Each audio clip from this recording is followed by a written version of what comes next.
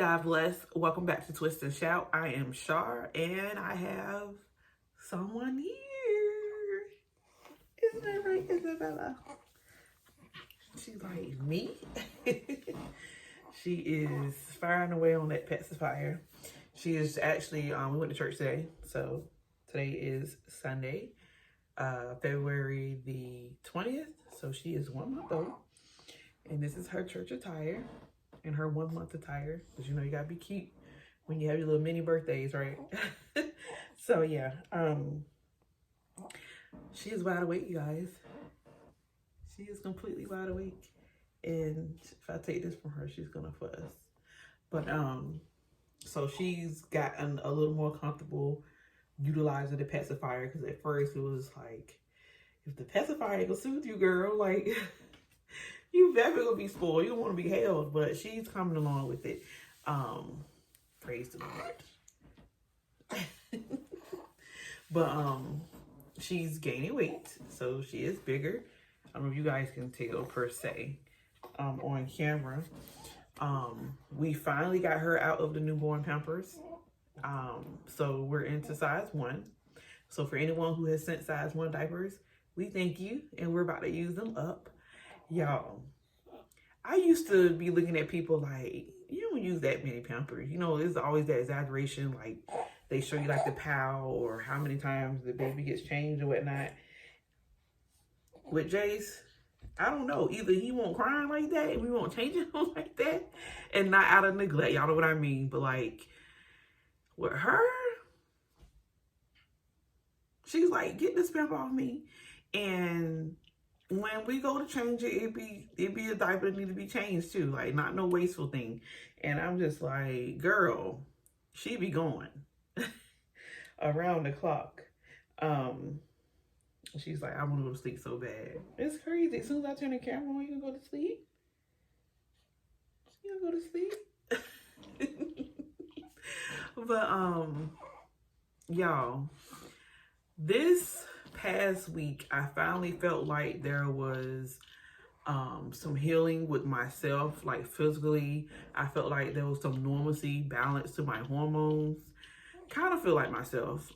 There's still some emotions that need to be resolved, some physical that needs to be resolved, some that I know I have to live with for now on, like my back problem. I know that's not going nowhere. My back hurts just from picking something off the floor. I don't even have to be lifting anything. It's just the fat or the movement of working my back that's gonna hurt. That's where I'm at right now. She still hates tummy time, but she's doing real well with actually turning her head, following sounds, and just working that neck muscle, because that's the goal. So she does that when she's up, but she doesn't want to do that while she's laying down. She's like, get me from down here. But when you lay her right here and hold her up, she will go from side to side. What else? We're already seeing some skin allergies. The baby products with the scents, which I saw that coming, but you don't want to be rude and just throw things out. You want to, use things. And I was like, well, I can only try, because every baby's different, right? But no, every single last one of my children, that was a no. It doesn't matter how mild or strong you think it is, it messes. Like, she got little bumps and stuff right now. I know you probably can't see it, but let me turn her around a little bit. Say hey. Say hey, YouTube. Hey, YouTube. See, she already moving her head a little bit. I don't want her to move it too much, but say hey, YouTube. Oh, that's all, right? That's all that matters right there, right? Yarning. And she just literally woke up. And obviously y'all know the newborns, they go back and forth. But y'all, she did really well last night. Like, we was up like 1, and I pumped, fed her, burped her, rocked her a little bit. She fell asleep in the bed. And then we didn't wake up again until like 6 something. So that's actually good. But you don't really want to spoil your baby like that, but God knows if it doesn't feel good. Like, they sleep really well with you. And that might be another reason. And you know what? They're now kind of leading towards co-sleeping. They're just, you got to look at it from there now, because I'm not an anti-medical person. Please don't think that. I just think there's pros and cons in every field, and there's pros and cons in the duties of certain jobs. And I know it's their job to practice what they have been taught. But there's this movement, just like the breastfeeding movement, where it's like, okay, don't be ashamed that you're co-sleeping with your child. But there's precautions with that. And you trying to stand up on your legs for what? For what?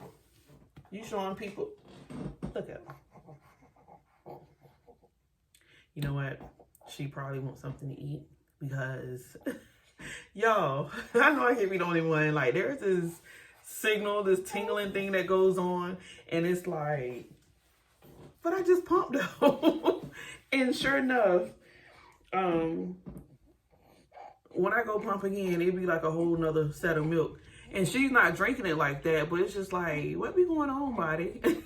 I told my friend, I said, my body almost seems like it's pumping for 2 babies. And I kid you not, the first 2 weeks, I literally had a double pump. I pumped, waited 5 minutes, and pumped again. And then what I'm doing now is, I pump first thing in the morning. I take my shower and pump right after. So that's not even like a 15-minute span. And it comes and it flows like the same amount or even more. I don't know what's going on, y'all. Now, I ain't gonna lie. I've been eating up something too. So baby, them calories is trying to come back out. But I'm just trying to make sure that I'm not as conscious of my weight and what I look like I kind of was last time. Like, last time I ate, but it was just like, ooh, I better chill out. This time I'm like, bring me on the food, because the food gonna come back out anyway.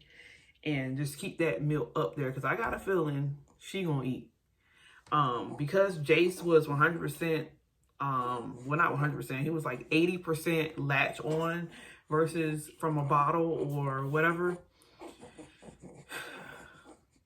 He used to just sleep and fall asleep while he was eating. Like, even when we went to formula, he fell asleep while eating. She does it every now and again, but she gonna wake up and say, wait a minute, I ain't finished. And if you try to move the bottle, I wasn't finished. So that's baby girl. The girls are always the greediest.